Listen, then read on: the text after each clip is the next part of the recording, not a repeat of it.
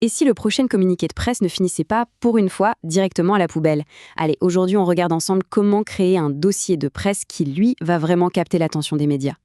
95%, c'est énorme, non? Eh bien, la plupart du temps, la raison est toute simple. Le pitch, au lieu d'aider le journaliste, lui complique la vie. Et ça, c'est vraiment l'obstacle numéro 1. Et cette phrase, elle dit tout en fait. Les journalistes sont complètement débordés et les vieux formats comme le PDF, c'est juste un frein de plus. Le temps de l'ouvrir, de galérer avec, l'info est déjà périmée. Alors comment on fait pour changer ça? On va voir ça tout de suite. Alors voilà le programme. D'abord, on va parler du fameux mur de l'indifférence. Ensuite, on verra quelle est l'arme secrète pour le briser. Puis, on décortiquera l'anatomie d'un dossier de presse parfait. On enchaînera avec la révolution de l'IA dans ce domaine. Et pour finir, on verra comment passer concrètement de la création à la couverture médiatique. C'est parti. Première étape, le mur de l'indifférence. Voyons un peu pourquoi les journalistes disent non, et souvent très vite. Regardez ce tableau, c'est assez parlant. D'un côté, on a ce qu'on en voit souvent, des PDF, des images lourdes, de l'info statique. En face, ce dont ils ont vraiment besoin. Du texte, facile à copier-coller, des liens cliquables, du visuel de qualité et des infos à jour. Le vrai problème, c'est la friction. Un PDF, ça empêche le journaliste de faire un simple copier-coller, ça sature sa boîte mail, bref, ça lui fait perdre un temps précieux. Bon, alors, comment on fait pour passer de l'autre côté pour briser ce mur? Eh bien, la solution, c'est de complètement repenser l'outil. C'est là qu'intervient notre arme secrète, le dossier de presse moderne.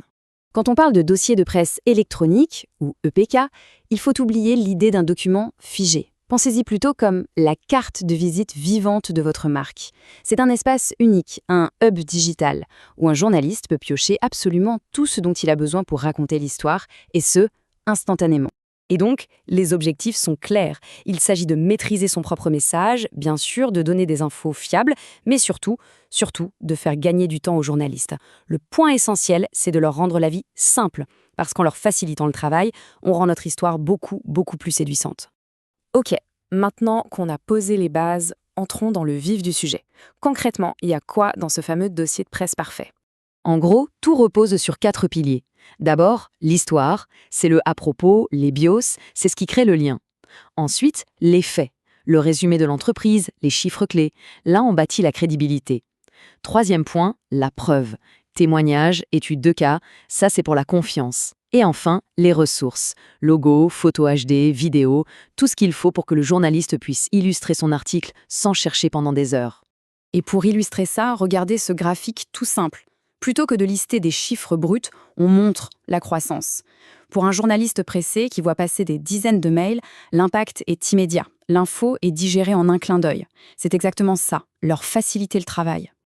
Alors, on est d'accord, monter un dossier de presse comme ça, pièce par pièce, c'était un travail de titan. Mais la bonne nouvelle, c'est que la technologie est passée par là et a tout changé. Franchement, la différence, c'est le jour et la nuit. L'ancienne méthode manuelle, c'était chronophage, le document était statique, obsolète à la seconde où on cliquait sur « Envoyer ». Maintenant, avec les outils dopés à l'IA, on crée tout ça en quelques minutes. C'est toujours à jour, super facile à partager avec un simple lien, et on peut même voir qui l'a consulté.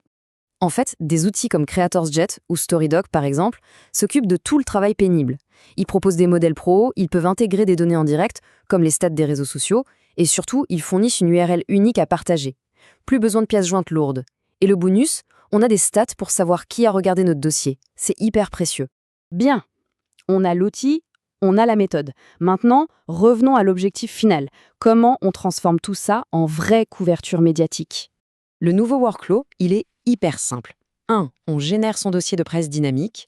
2. On le partage avec un simple lien dans son pitch. 3. On suit qui l'ouvre et ce qui les intéresse. C'est tout. C'est propre, ça respecte le temps du journaliste, fini les pièces jointes, fini les PDF. C'est un système où tout le monde est gagnant. Au fond, la question est là. L'histoire est prête, mais est-ce qu'on a donné aux gens les bons outils pour l'entendre? Parce qu'en créant un dossier de presse qui est au service des médias, on ne fait pas que proposer un sujet. On commence à bâtir une relation de confiance. Et c'est ça, au final, qui fait toute la différence.